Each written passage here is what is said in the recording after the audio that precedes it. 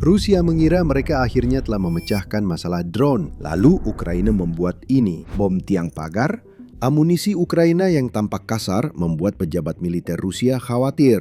Selama bertahun-tahun, drone kecil memburu pasukan di parit dengan granat dan bahan peledak. Jadi, pasukan Rusia pun beradaptasi. Mereka membuat tempat perlindungan lebih dalam dan menguatkan atap dengan kayu tebal serta tanah padat, menambahkan lembaran baja dan membentangkan jaring anti-drone di atas bunker, parit, dan jalur suplai.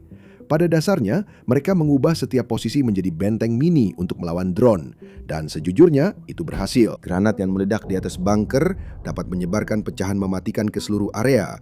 Tapi, para tentara di bawahnya sering selamat karena atapnya menyerap sebagian besar ledakan. Nah, kelemahan itulah yang diputuskan Ukraina untuk dimanfaatkan. Alih-alih menggunakan granat standar, Ukraina membuat bom dengan badan persegi panjang dan ujung runcing baja yang dikeraskan di bagian depannya, membuatnya mirip dengan tiang pagar logam.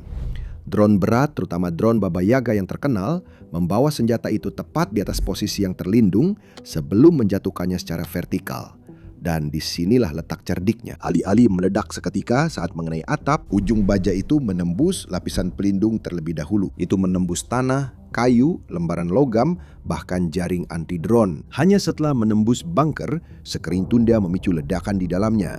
Dan begitu saja, terjadilah ledakan. Penundaan kecil itu mengubah segalanya karena ledakan di dalam lubang perlindungan yang sempit sangat menghancurkan. Tiba-tiba, atap yang dirancang untuk melindungi tentara justru membantu menjebak ledakan di dalam, secara dramatis meningkatkan daya hancurnya. Yang paling gila adalah betapa sederhana ide ini. Ukraina tidak membutuhkan rudal mahal yang bernilai ratusan ribu dolar.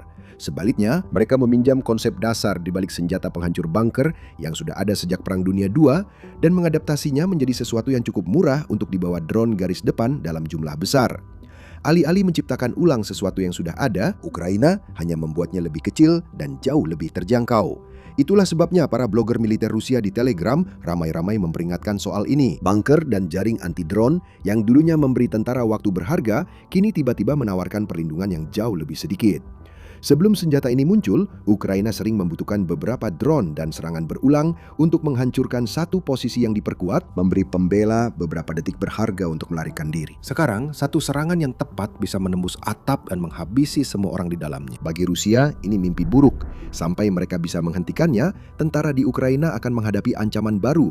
Bom yang tampak seperti tiang pagar biasa. Jika Anda menyukai cerita militer, berlanggananlah di bawah ini.